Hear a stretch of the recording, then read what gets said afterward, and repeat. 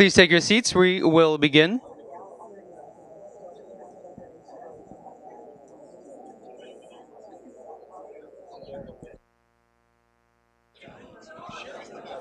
Please take your seats.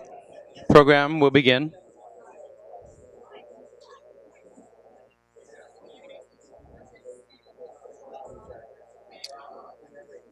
You can please take your seats.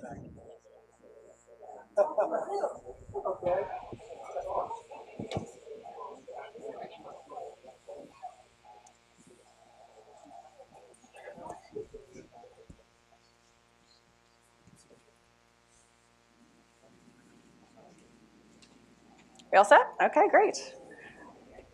It's working. Yeah, working a little too well. Good afternoon. I'm Danielle Fiddler, and I am honored and excited to be moderating this afternoon's keynote speech and question and answer session with Governor Christine Todd Whitman. A couple of preliminary notes before we begin. First, this session is on the record, so keep that in mind when you're speaking. Second, for those wonderful folks who are giving us shout outs on Facebook and Twitter, please remember to use the hashtag #ACTippingPoints. Also, as with the U.S. EPA's Air Enforcement Division, I am under obligation to clarify that I am here today in my personal capacity only, and no statements that I utter may be considered official government positions. I am also required by federal ethics rules to provide 2 additional biographical elements when my title is used, and so I thought I would share my cherished status as the 1982 bubblegum blowing champion of my neighborhood summer fair in Nebraska. But more relevant to today's discussion, I'm also a very deeply grateful and lucky ELEAP alumna from the inaugural class of 2012. Over the past several years, the Emerging Leaders in Environmental and Energy Policy Network and the Millennium Fellows programs have provided its members with incredible opportunities to join other professionals in exploring the best of policy and technical practices, innovations, ideas, and solutions to address local environmental and energy issues, from bike share in Paris to zoning laws in Portland to national energy policy in Germany and international climate negotiations.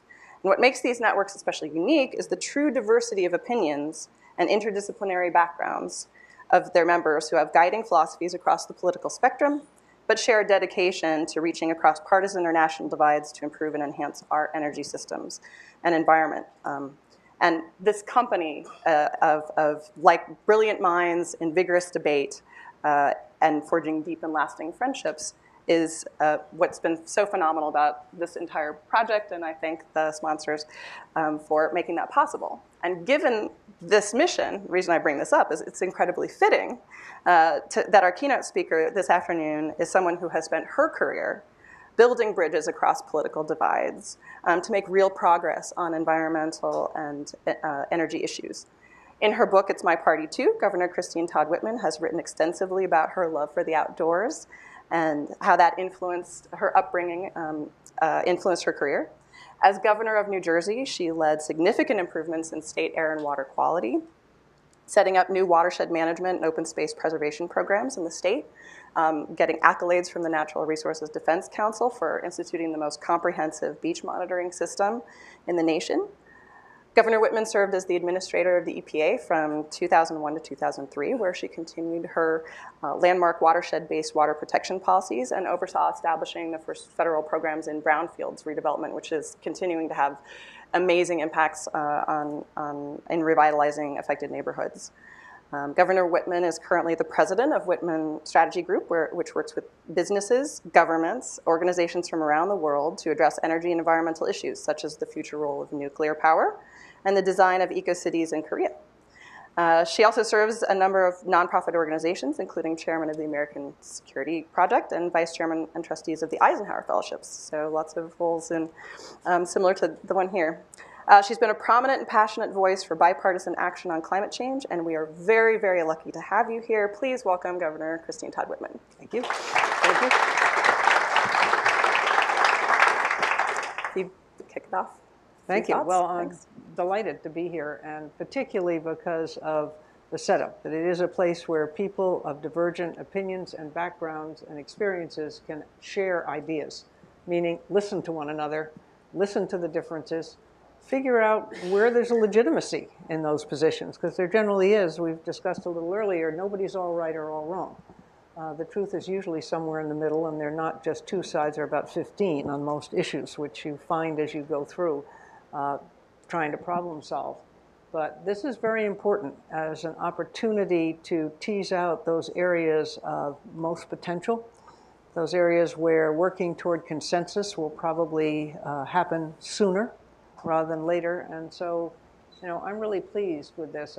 I've spent a lot of time trying to get people in the public sector who are already in positions to understand that the discussion about the environment and about energy and economic growth is not a zero-sum game. It is not a winner-take-all. It, in fact, demands that both sides work together. You can and have, we've shown that you can have a clean and green environment, make environmental progress, and still have our economy grow. Between 1990 and 2008, we saw the population in this country increase by a little over 20%. Our energy usage go up by a little over 30%. Our real GDP more than double. And yet we reduced the 6 criteria pollutants, the air pollutants, by over 67%. So to say that you can't be enforcing environmental regulations and see your economy grow is just wrong. And we need people to understand that, because that means what you're looking for is you're looking for the best way to accomplish the most for the environment. And when you take the attitude that that's what you're doing, you can start to make progress. One of the problems that I found, though, on the other side is the desire to make all the progress all at once. And that if it doesn't go all the way, it isn't good enough.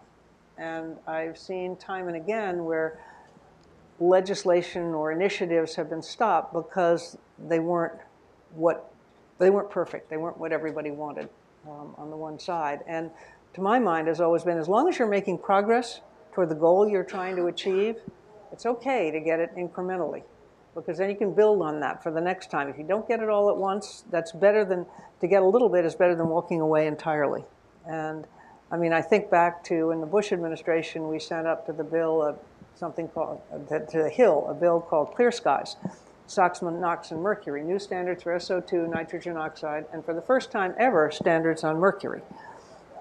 It was deemed not going far enough. It didn't go far enough. I mean, we could have gone further and still survived. There's no question about that. But it went further, and it established for the first time ever a standard on mercury. And I wanted to say to people, look, this is better than nothing. But because of pushback, because it didn't go far enough, we didn't get anywhere, and we still don't have a standard for mercury, which is an enormous pollutant and very dangerous, particularly to the communities surrounding the area where the mercury is being put out, because it doesn't transport in the same way CO2 does.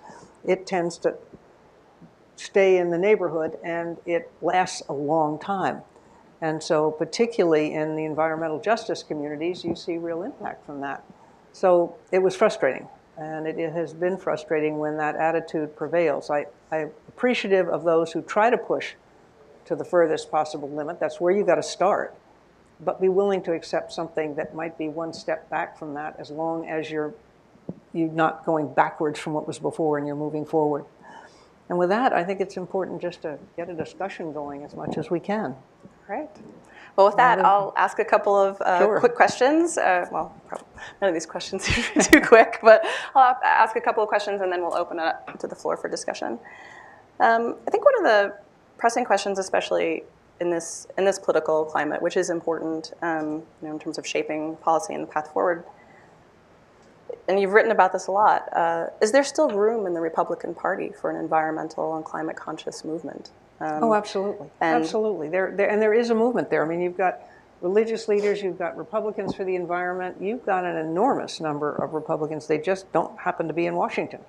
And the problem there, as I kind of point out to people when they complain about all this, is, well, guess what? Look in the mirror.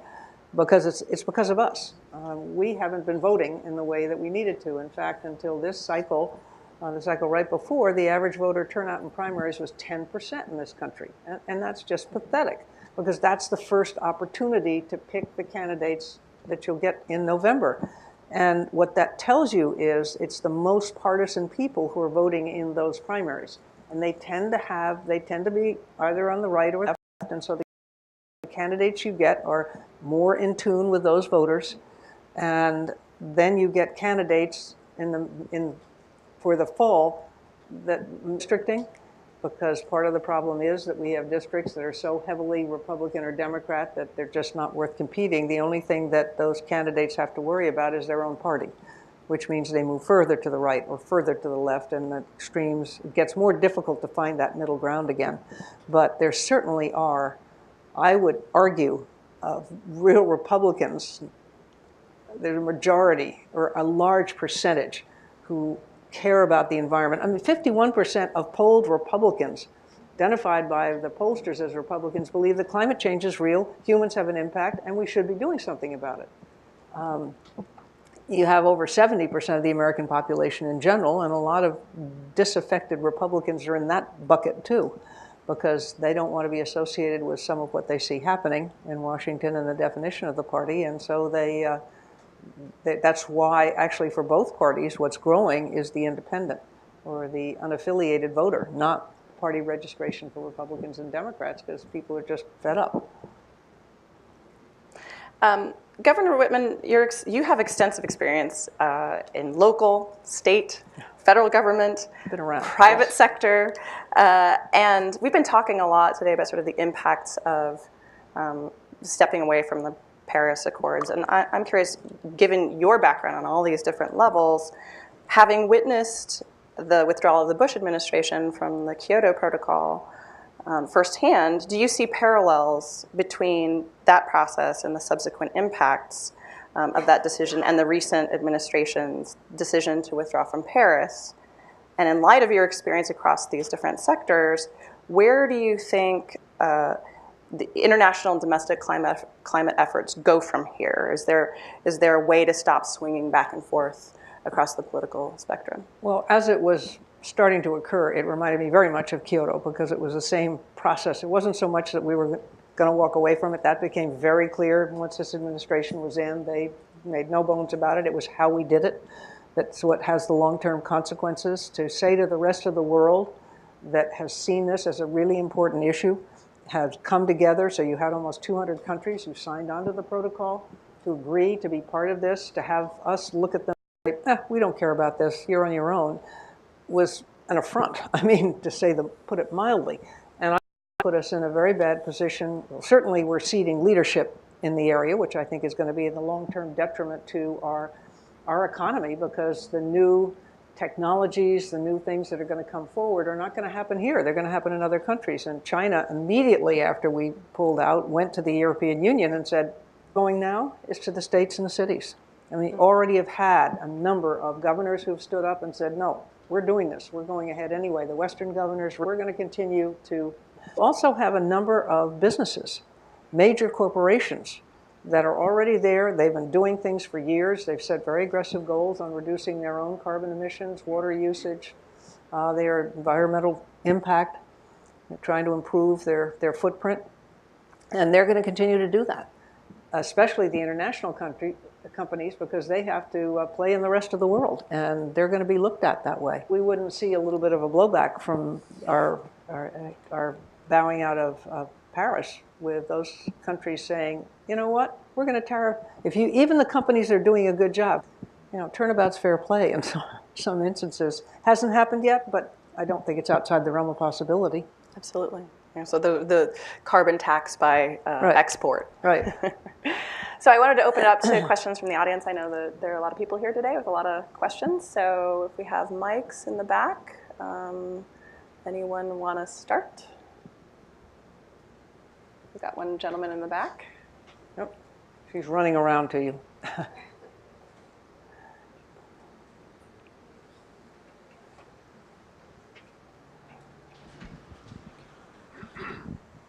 Thanks for being here today, Governor. I'm John Monger. I'm also an alumni of EPA. And my question for you is, given today's economic climate and news coming out of government agencies regarding hiring freezes and also plans for EPA to lay off more workers, how do we ensure that the environmental movement is providing opportunities for the next generation of environmental leaders, both in government and elsewhere? Well, first of all, no matter what, this administration won't last beyond 8 years, if it goes that long.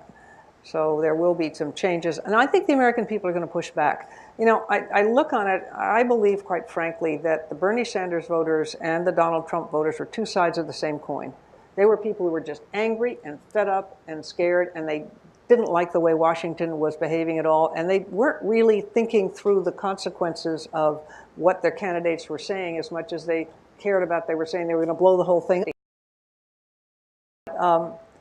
I think that the American people are going to demand in their districts on the congresspeople and the senators to say, no, no, no, we care about this. We're going to judge you on this. We're going to make this part of how we determine our ballot. I know that the four of us, at least, really appreciate it. And there are a lot more Republicans who are concerned about these issues than many people realize. I absolutely believe in that. And there's a whole group, too, of religious leaders who are very active on protecting the environment because they look on it, it's if you think God gave us everything, then God gave us the earth. And conservation starts with conserve, and that's conservative. And so therefore, it should be something that you easily accept, that protecting Mother Nature, protecting what we have, the natural resources we have, is critically important. And they've been very active, and they come from all across all religions. I mean, it's imams and rabbis and pastors and priests. It's everybody. The group combines everybody. And that's the kind of pressure coming from Republicans who believe in the environment being an important issue, the religious leaders saying, no, this is really important, and it is part of our heritage and something we should protect, to people in general just standing up. I tell people all the time, remember, when the Environmental Protection Agency was established in 1970, it was a time in this country, and most of you here are too young to remember, but it was a time in this country where you had race riots in our cities where they were literally burning. We had anti-Vietnam riots on college campuses where students were shot and killed. You had a women's movement. You had a lot going on in this country. It wasn't that Congress suddenly stood up one day and said, oh, gee, we have nothing else to deal with. Let's take on the environment. It was because the public said, we are sick to death of rivers spontaneously combusting, which the Cuyahoga River did, burst into flame all by itself. We are tired of seeing our land turned into a big dumping ground. And we're tired of being told we can't go outside because the air quality is terrible. And then you had Rachel Carson wrote The Silent Spring, and the people really, really got on Congress. And Congress got together, Democrat-controlled Congress, and Richard Nixon, Republican president, worked together to establish the Environmental Protection Agency, the Clean Air Act, the Safe Drinking Water Act. It can happen, but it happened because the public were the ones who demanded it. And that's why it really does come back to us to keep fighting the good fight, as it were, even when it seems as if the odds are pretty high against. You know that there are just a lot more people out there who feel the way you do, but they tend to have arguments or conversations with their car radio or the television set, not with the people who are making the decisions. And that's the key thing. You got to reach out to those who are going to vote on these issues and those people who are making the decisions. Otherwise, it just doesn't get very far. But thank you. Got two questions in the back. Hi, Governor. Erica Karp. I'm a Jersey girl, by the way, good. so thank you for your work. Question. With regard to some of the work being done out there, there's the Carbon Tracker Initiative, which is making everyone think that there's, a huge cache of stranded assets. So I'd like to know your thoughts on that work, because some think although it makes a point, it's a little bit extreme. And then there's, of course, the task force on carbon-related financial disclosures. So on those two initiatives, I'd love to know your thoughts. Well, I'm not going to be able to give you a terribly deep analysis because I'm not as familiar as I should be with the actual what's been going on, the groundwork that's been going on. Suffice it to say that there is a lot happening on the carbon front as utilities try to determine a way to continue to process coal and allow the industry to continue to a degree. It never will be what it's been, and that's not going to happen, and it's really unfair to hold that out as something that is going to occur. Doing this, we've got to be smarter about that, and there are ways to do it, and there are actually groups that are helping to retrain coal miners for other jobs, for 21st century jobs, and that's the kind of thinking that we have to do as we look at continue to do the research to know how to most effectively deal with the long-term implications of the carbon. I don't know as much as I should about the two that is being worked on a number of others, but I don't know that we'll come to a place where we're ever going to be perfect on the carbon, but we need, I know how I'd like to see government approach, incentivizing, if that's a word, providing incentive for people to reduce their carbon output or input, however you want to look at it, and that would be a carbon tax, which to me is the fairest thing and the best way to impact behavior, because we are so price sensitive in this country that if people knew they had two choices, and we've seen that with Energy Star. When Energy Star appliances become economically competitive with their counterparts, people read those labels pretty closely. This is going to make this very much their own budget. It is not going to be the administration's budget. And the hope that I have is that basic research and development is going to get the kind of support from them that it needs. That we're going to see money put back in for basic research so that people get the understanding that this is critical. And it's just the way, one of the things that bothered me a lot was this idea that you're going to 2-for-1 on regulations. Every new regulation you want to bring in, you get rid of 2. And that is the most mindless thing I've heard, because I mean, the implication is that people got up one day and said, how can I mess somebody up today? I think I'll put a regulation on this just to make their lives miserable. No, there's a whole lot of scientific research and data behind every regulation. Now, are there regulations that have outlived their usefulness, where technology has superseded what we required people to do through the old regs? Yes, I'm sure there are.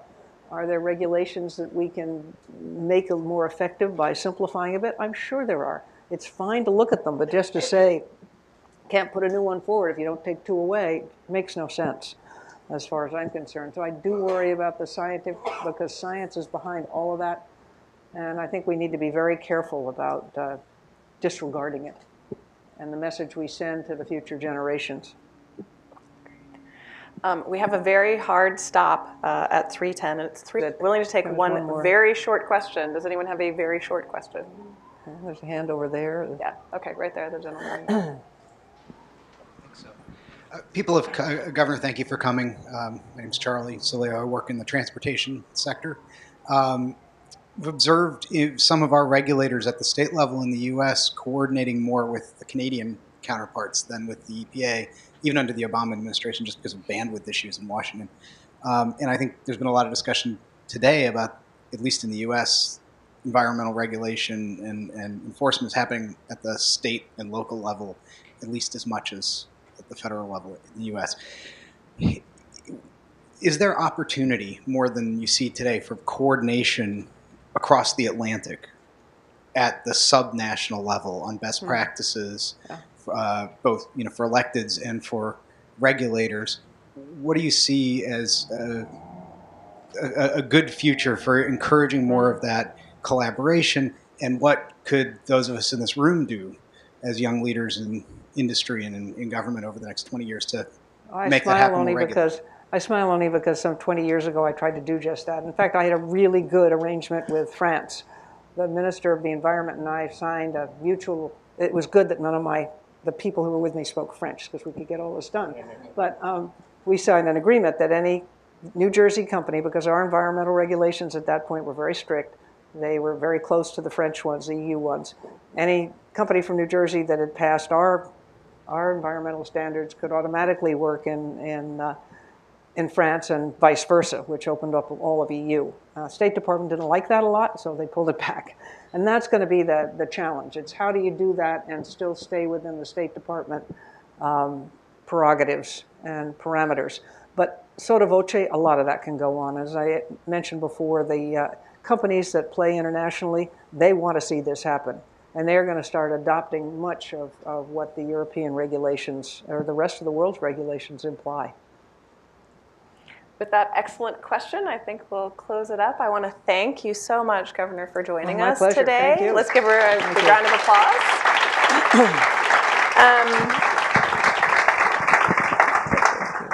The next session is a discussion with the chairman and CEO of Libra Group, Mr. George Logothetis, and I just want to make sure that you all know that that discussion is off the record, so no recording devices. So thanks again, and and that session is going to start immediately following, so don't go running off anywhere.